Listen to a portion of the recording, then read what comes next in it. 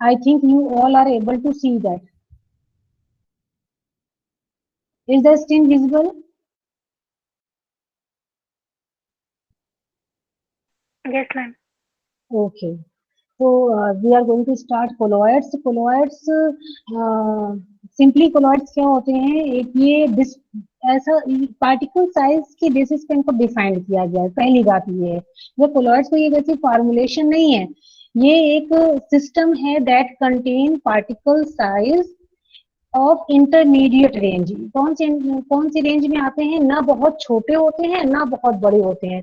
तो the range that comes between 10 to 100 angstrom to a few micron. ठीक है, means इनका जो रेंज है वो एंगस्ट्रॉम से लेकर के माइक्रोमीटर तक वेरी कर सकता है. माइक्रो भी से स्टार्ट भी हो सकता है और माइक्रो के बाद नैनो भी जा सकता है, नैनो के बाद एंगस्ट्रॉम तक जा सकता है. यानी बहुत डाइवर्स रेंज में इनका पार्टिकल साइज डिस्ट्रीब्यूशन रहता है. ठीक है, पहली बात हमारा जो सबसे इंपॉर्टेंट फीचर है that these system contain intermediate size range that starts from micrometer and ends till angstrom. Okay, अच्छा दूसरी बात ये है कि कोलॉइड्स जो होते हैं वो ग्लू लाइक सब्सटेंस होते हैं. इनको जो ग्रीक में जो कोलॉइड वर्ड होता है, the colloid word is taken from Greek word glue. ठीक है, तो इसकी मीनिंग होती है ग्लू. ग्लू मीन्स स्टिकी, ये थोड़े स्टिकी नेचर के होते हैं. ठीक है, तो come to the diagram. I think you people are able to see that diagram. This is depicting that there is a homogeneous phase two solution. Means there is a solution that contain a homogeneous phase. Homogeneous phase means all the solute molecules are dissolved in the given solvent molecule system. ठीक है, तो homogeneous बन गया यहाँ पे.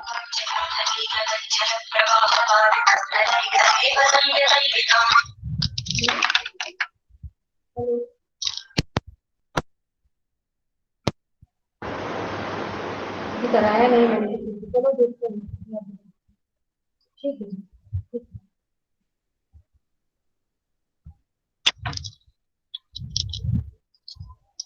हाँ students, हम लोग डायग्राम पे फोकस करते हैं. The diagram is showing initially a homogeneous phase.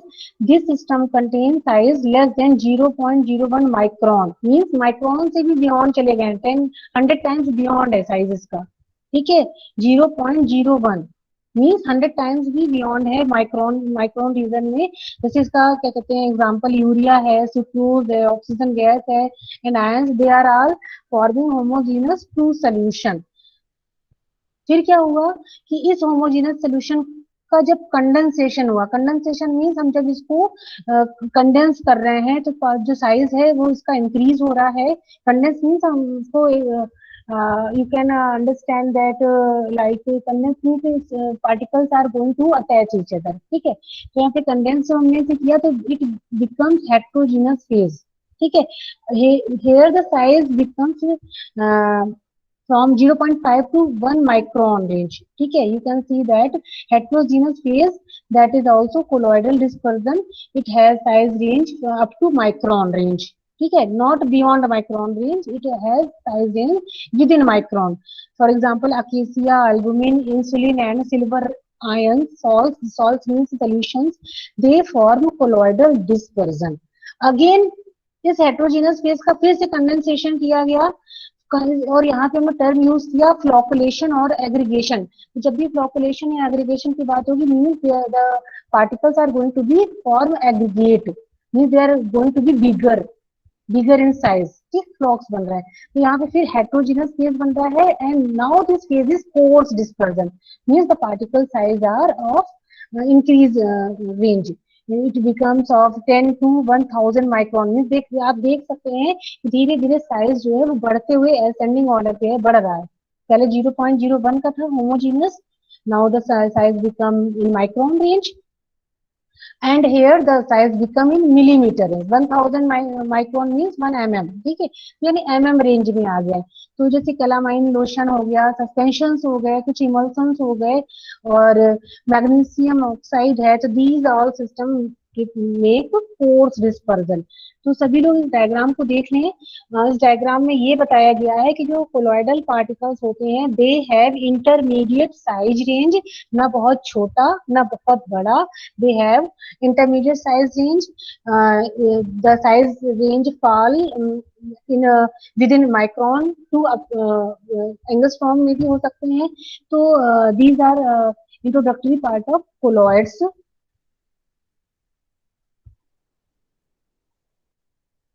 Now, there are some pharmaceutical applications which are very important and generally asked as a short note in your exam. कोलॉइडल्स का बहुत ज्यादा use है pharmaceutical application में, वो भी drug delivery system में। तो बहुत सारे जो हमारे मेटल्स हैं उनका कोलॉइड से बनाया जाता है और उन कोलॉइडल्स का थेरेपी में यूज करते हैं। जैसे सिल्वर कोलॉइड बना दिया, कॉपर कोलॉइड बना दिया, मरकरी कोलॉइड बना दिया। तो these are meant for therapy. For example silver colloid is used as germicidal. Silver का अपना एंटीबैक्टीरियल एक्शन होता है। तो तभी आप लोग देखते होंगे कि इसमें आप लोगों ने उसका भी एक ऐड देखा था लाइफ बॉय का, उसमें भी सिल्वर की उन्होंने सिल्वर का को उन्होंने एम्फेसिस किया था कि सिल्वर की वजह से एंटीबैक्टीरियल एक्शन इसका ज्यादा है।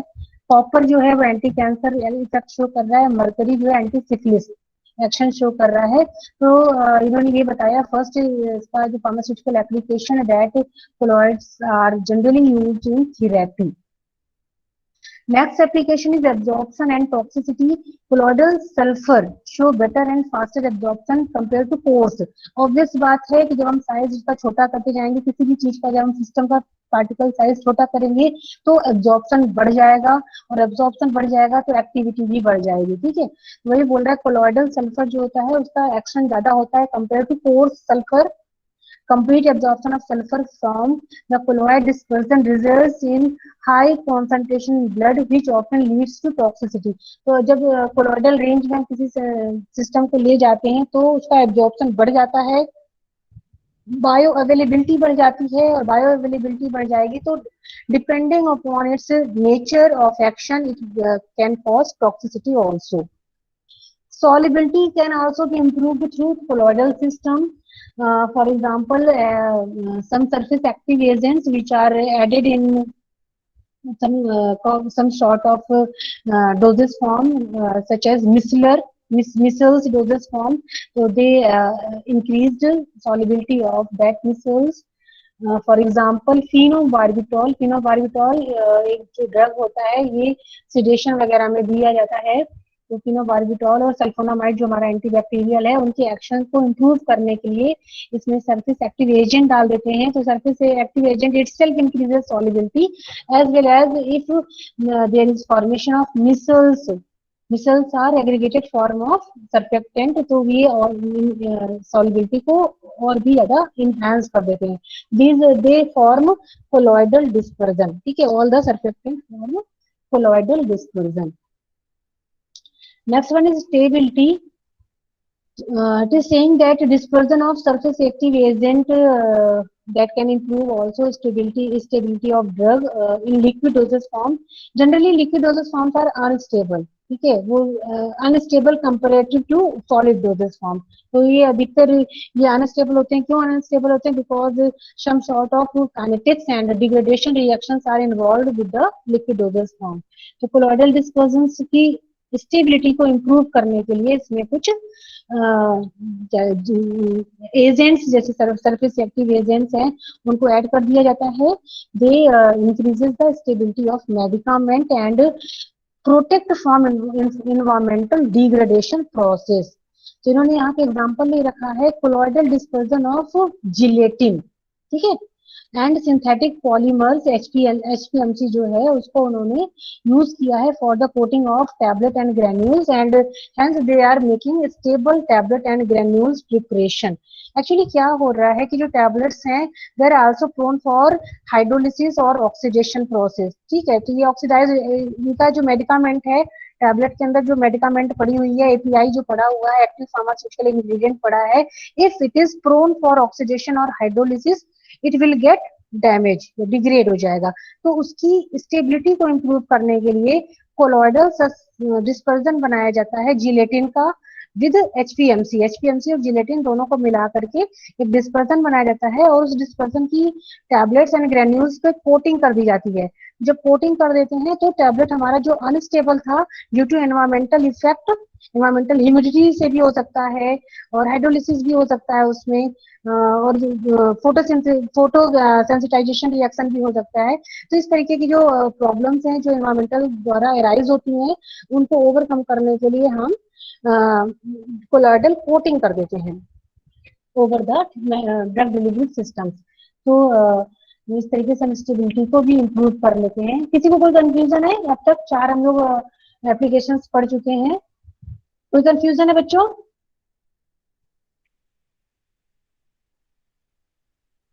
Yes ma'am. 41 बच्चे ज्वाइन हैं, किसी को कोई प्रॉब्लम तो नहीं है? आगे चले।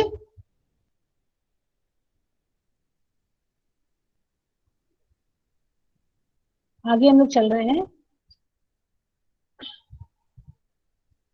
नेक्स्ट एप्लीकेशन है targeting of drug to specific organ. तो this is very novelistic approach for delivery of drug to a particular site. Okay, तो हम क्या करते हैं, अभी तक हम लोग कन्वेंशनल मोड जानते थे कि आपने टैबलेट लिया, टैबलेट गई स्टमक पे, वहां वो डिग्रेड हो गई और उसने अपना एब्जॉर्प्शन और एक्शन शो किया। लेकिन if our motto is to transport the particular kind of drug at a particular site in a body, तो इस तरीके की जो ड्रग डिलीवरी सिस्टम होती है उन्हें टारगेटिंग ड्रग डिलीवरी सिस्टम बोला जाता है। तो यहाँ पे क्या होता है कि हमने कोलॉइड्स का यूज किया है फॉर द ट्रांसपोर्टेशन। इसके बेस्ट एग्जांपल है liposomes. Liposomes are a kind of drug delivery system, they are made up of polysaccharides. उनका जो सरफेस होता है वो पॉलीसैकेराइड्स का बना होता है, लिपिड लेयर का बना होता है, और जो उनका सेंटर होता है यानी कोर होता है वो एक्वस उसका कोर का होता है। ठीक, means hydrophilic drug are incorporated in the aqueous core and hydrophobic drugs are can be attached at the outer side of liposomes. तो लिपोसोम्स को हम लोग टारगेट करते हैं to for the liver and spleen region. ठीक है, liver में अगर कोई डिजीज है या स्प्लीन में कोई डिजीज है तो at that site we can target our drug through liposome. तो लिपोसोम्स जो होते हैं वो तो कोलाइडल फॉर्मुलेशन में आ जा रहे हैं, जिसका उनका जो साइज रेंज है it falls between colloidal range. ठीक है, और भी कुछ फॉर्मुलेशन हैं जैसे नियोसोम्स हैं, नैनो पार्टिकल्स हैं, माइक्रो इमल्सन्स, मिसल्स हैं, they all are targeted drug delivery systems and basically they are meant they are utilizing colloidal concept for delivery of drug. Targeting हो गया। टारगेटिंग के बाद है colloidal systems are effective official and meant for parental use also. मैंने बोला कुछ official preparation, देखो जब टर्म ऑफिशियल कहा जाएगा means the thing is noted down in the official pharmacopoeia. आप लोगों ने पढ़ा होगा pharmacopoeia, it may be Indian pharmacopoeia, British pharmacopoeia, US pharmacopoeia.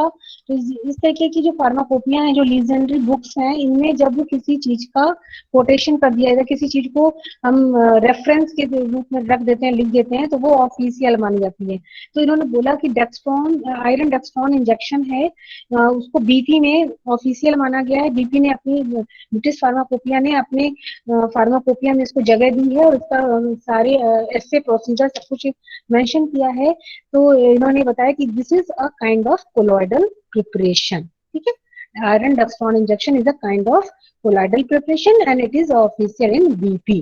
ठीक है, इसमें क्या इन्होंने बताया है कि डेक्सट्रॉन जो है आयरन है और डेक्सट्रॉन मीन डेक्सट्रॉन जो हमारा है it is a sugar moiety, it is complex with ferric ion और इसे इंट्रामस्कुलर इंजेक्शन के थ्रू दिया जाता है for the treatment of anaemia. ठीक है, तो एनीमिया को ट्रीट करने के लिए आयरन डेक्सट्रॉन इंजेक्शन दिया जाता है and it is official in BP. Same other preparation is iron sorbitol injection. This is colloidal interaction of sorbitol, dextron and citric acid. ठीक है, they all are complex with ferric ions और इन्हें इसे भी intramuscular दिया जाता है। तो जितने भी कोलॉइडल डिस्पर्सन है mostly they are given through intramuscular route. अब आती है बात, इन्होंने एक डिफरेंशिएशन डिस्कस किया है, that is colloidal dispersion versus molecular dispersion. What is the difference between both of them? So we are in table 9.1. Here is a listing out various property that differentiate molecular dispersion to the colloidal dispersion. So we can see here particle size of molecular dispersion is less than 1 nanometer. ठीक है, whereas colloidal particle जो size है वो 0.5 micron से लेके 1 nanometre तक भी हो सकता है. ठीक है, तो विजिबिलिटी, molecular disperse जो रहते हैं they are not visible at all and electron microscope means we are not able to identify them through electron microscope, but colloidal particles are visible through ultra microscope and electron microscope. तो हम लोग इसे देख सकते हैं, but molecular dispersion को हम लोग नहीं देख सकते हैं. क्यों? क्योंकि इनकी साइज बहुत छोटी है, they are beyond nanometer. Okay, third difference है स्कैटरिंग ऑफ लाइट. तो मॉलिकुलर डिस्पर्सिव सबसे इंपॉर्टेंट इनका डिफरेंस एक तरीके से, all the colloidal particles, all the colloidal dispersions show scattering. ठीक है, जैसे उनके ऊपर लाइट पड़ती है they are going to shine, they are going to scatter down and show Tyndall effect. Very important, short note में पूछा था what is Tyndall effect. Tyndall effect is associated with the colloidal dispersion. This is characteristic feature of colloidal particles. They causes scattering of falling light and define their identity there. ठीक है, लेकिन molecular dispersion में ऐसा कुछ नहीं होता है, they don't scatter at all. Next distinguishing feature है transport across semi-permeable membrane. All the molecular dispersion are permeable. They can go across semi-permeable membrane, but colloidal dispersions are impermeable. ठीक है, तो ये भी याद रखेंगे. Next one is settling. Settling means जो molecular dispersion है वो does not settle on under centrifugation. सब लोग जानते हैं सेंट्रीफ्यूगेशन. सेंट्रीफ्यूगेशन क्या होता है? Centrifugation is a force that applied to the system, और जो हायर डेंसिटी के मॉलिक्यूल्स होते हैं वो नीचे सेटल डाउन हो जाते हैं, और जो लाइटर वेट के होते हैं वो ऊपर सुपरनेटेड में सस्पेंडेड रहते हैं. तो जब भी मॉलिकुलर डिस्पर्जन को हम अल्ट्रा सेंट्रीफ्यूज करेंगे, अल्ट्रा सोनिकेशन कर देंगे, फोर्स लगाएंगे, तो वो तब भी वो सेटल डाउन नहीं होंगे. बट कोलॉइडल डिस्पर्सन जो होंगे वो सेटल डाउन हो जाएंगे. क्यों? Because their size is increaser than molecular dispersion. उनका साइज ज्यादा है. जब साइज ज्यादा है पार्टिकल्स का तो ऑब्वियसली उनकी डेंसिटी भी ज्यादा होगी, और जब डेंसिटी ज्यादा है तो that density make them settle down. ठीक है, next one is diffusion rate.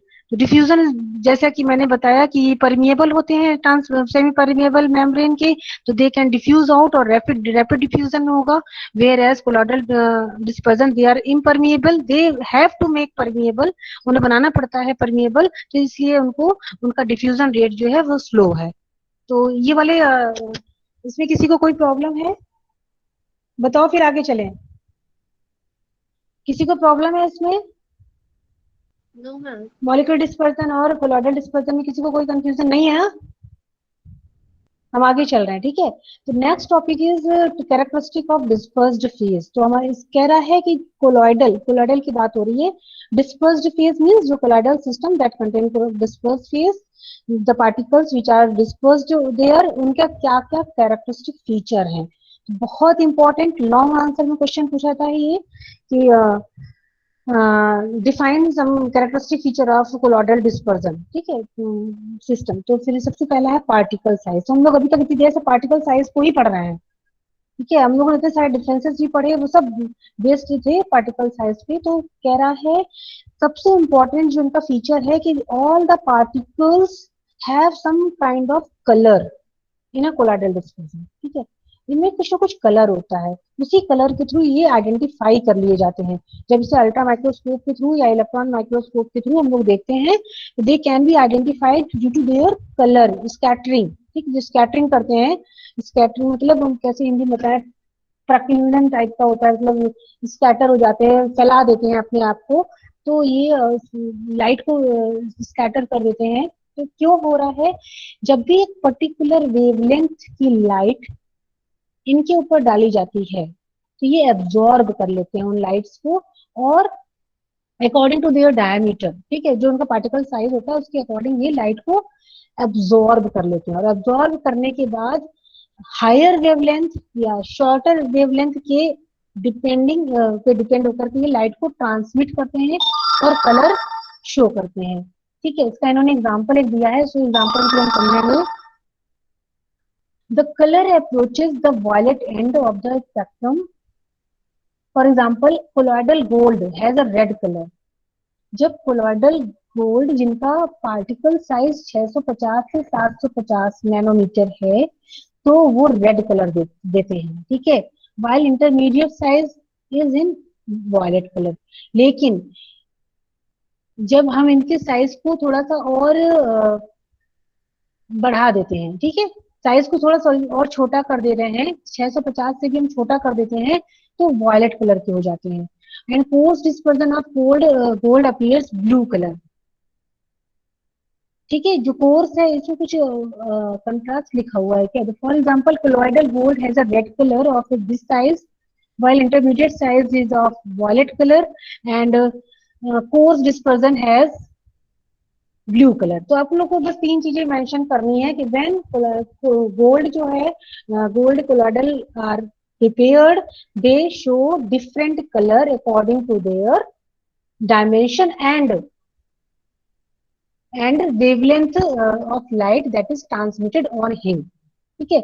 thus larger the particle the shorter the wavelength, ये याद रखना है आप लोग को, दैट इज ट्रांसमिटेड। जितना बड़ा पार्टिकल कोलॉइड में होगा उतना ही छोटा वो लाइट को ट्रांसमिट, उतना ही कम वो लाइट को ट्रांसमिट करेगा, ठीक। और जितना छोटा पार्टिकल होगा उतना ही ज्यादा वो लाइट को ट्रांसमिट करेगा। इस चीज को ध्यान देंगे सभी लोग। नेक्स्ट प्रॉपर्टी है जो कैरेक्टरिस्टिक फीचर है उसका, दैट इज पार्टिकल शेप। इन्होंने ये बताया कि shape of the particle also characteristic feature for colloidal system. इन्होंने ये बताया कि this also affect colour of the dispersion. अगर हमने पार्टिकल शेप जो है सर्कुलर रखा है या हमें इरेगुलर रखा है या हमें रेक्टेंगल रखा है, तो जैसा उसका पार्टिकल शेप होगा उसका जो कलर होगा वो भी उसी प्रकार से डिफाइन किया जाएगा। प्रीवियस वाला जो अभी अभी हम लोगों ने स्टडी किया था पार्टिकल साइज, वो डिपेंड कर रहा था किस लैम्डा मैक्स की लाइट हमने डाली है। यहाँ पे ये डिक्टेशन दे रहे हैं कि किस शेप का पार्टिकल है, तो हम कौन सी लाइट कितने वेवलेंथ की लाइट डाल रहे हैं उससे भी पार्टिकल का जो कलर है अलग आएगा। पार्टिकल का शेप क्या है उससे भी पार्टिकल का कलर अलग आएगा, ठीक है। तो उन्होंने बताया कि जो स्फेरिकल गोल्ड पार्टिकल होते हैं वो रेड कलर के शो करते हैं, लेकिन जो डिस्क लाइक होते हैं वो ब्लू कलर देते हैं। तो शेप आल्सो मैटर्स, याद रखेंगे सभी लोग। ये दूसरा फीचर है। पहला फीचर हम लोगों ने पढ़ा कि पार्टिकल सॉरी लाइट जो वेवलेंथ है वो कैसे कलर को डिफाइन कर रही है, और यहाँ पे हम शेप को कहेंगे शेप कैसे कलर को डिफाइन कर रहा है। इन्होंने बोला अगर स्फेरिकल शेप का गोल्ड है तो वो रेड कलर दिखाएगा, और अगर डिस्क लाइक अगर गोल्ड है डिस्क शेप का है तो वो ब्लू कलर दिखाएगा। तो ये इतना पार्ट सबको क्लियर हो रहा है, कोई कंफ्यूजन तो नहीं यहाँ पे? No ma'am. बोल दिया करो। हाँ ठीक है, आगे चलते हैं। Surface area, as the size of solid particles is of the order of few micron, these particles possess enormous surface area। मतलब ये कह रहा है कि कोलॉइडल्स का सरफेस एरिया बहुत ज्यादा होता है as compare to coarse one. Coarse में आ गए आपकी इमल्सन सस्पेंशन, ऐसे मान के चलो कि इमल्सन सस्पेंशन से इनका सरफेस एरिया ज्यादा होता है। इमल्सन सस्पेंशन दोनों और दोनों जो है वो कोर्स है। Their large surface area make them effective catalyst। अधिकतर हम कोलॉइड्स को कैटालिस्ट की तरह भी यूज करते हैं, जैसे प्लैटिनम कोलॉइड, ठीक है। And larger surface area also enhances the solubility of drug particles, क्योंकि हमने उनका साइज बहुत छोटा कर दिया है तो छोटे छोटे साइज होने की वजह से उनका सरफेस एरिया ज्यादा हो गया है, and their surface area are now approachable to water molecules, और इस तरीके से सॉल्युबिलिटी एनहांस कर रहे हैं। नेक्स्ट प्रॉपर्टी है surface charge. Colloidal particle possess some sort of charges on their surface. बहुत characteristic feature है. Without surface charge, they are not considered as colloidal particles. उनमें कोई ना कोई चार्ज जरूर होगा, चाहे वो निगेटिव हो चाहे पॉजिटिव हो. जैसे इन्होंने जिलेटिन को डिस्कस किया है. जिलेटिन जो है pH लेस देन 4.7 पे पॉजिटिव चार्ज दिखा रहा है. बिस्मथ कोलॉइड्स जो है वो पॉजिटिव चार्ज दिखाएंगे. एल्युमिनियम पॉजिटिव चार्ज दिखाएगा. By contrast acacia, sulphur and tragacanth ये निगेटिव चार्ज के कोलॉइडल्स होंगे. ठीक है, तो बहुत इजी था. As the size of these particles is small, an appreciable fraction of their atoms, ions, and molecules are located on the surface or interface. The interior of the particle is electrically neutral, but the surface becomes charged. The reason for the origin of charge on the particle surface are as follows. इन्होंने जो image आपको show की है, उन्होंने इस image में ये बताया है, although inner surface, inner means ये वाली की बात कर रही है, inner surface has neutral charge, they don't have particular kind of charge, but their outer surface has charged. Okay? Because it is in contact with the outer environment, it may be dispersion media. ठीक है, ये जो particle है that is in contact with dispersion media, that's why it possesses some sort of charge here. It is also saying that a functional group like carboxylic group present on surface may get ionized. क्यों हो जा रहा है, क्यों charge हो जा रहा है? क्योंकि जो फंक्शनल ग्रुप्स हैं उन कोलाइडल्स के वो क्या कहते हैं, अपने सरफेस पे कुछ ऐसे फंक्शनल ग्रुप्स को रखे हुए हैं जो चार्ज हैं, आयनाइज्ड हैं. And ions present in the medium, जैसे कि अभी हम लोग डिस्कस कर रहे थे डिस्पर्जन मीडियम, उसमें जो आयंस प्रेजेंट है वो जाके उस पार्टिकल के ऊपर एब्जॉर्ब हो जा रहे हैं. फिर से आते हैं डायग्राम पे. देखो इस डायग्राम को सभी लोग देखेंगे. This is a particle of, this is a colloidal particle. ठीक है, इसका जो साइज है that is between the smaller and courser one. ठीक है, तो इंटरमीडिएट साइज का पार्टिकल है.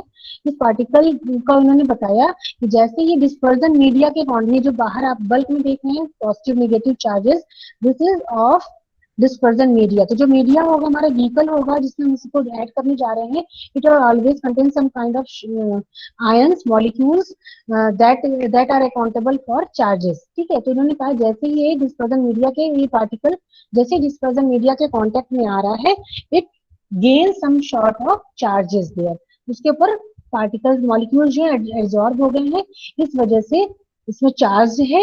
और दूसरा इन्होंने ये बताया कि ये जो पार्टिकल है, इस पार्टिकल में अगर कोई फंक्शनल ग्रुप लगा हुआ है तो फंक्शनल ग्रुप की वजह से भी चार्ज हो सकता है. तो आज हम लोगों ने डिस्कस किया कोलॉइड्स क्या होते हैं, कोलॉइड्स का pharmaceutical application, molecular and colloidal dispersion and some properties of colloidal particles. ठीक है, किसी को कोई कंफ्यूजन है यहाँ तक? यहाँ तक किसी को कोई कंफ्यूजन है? बोलो भाई.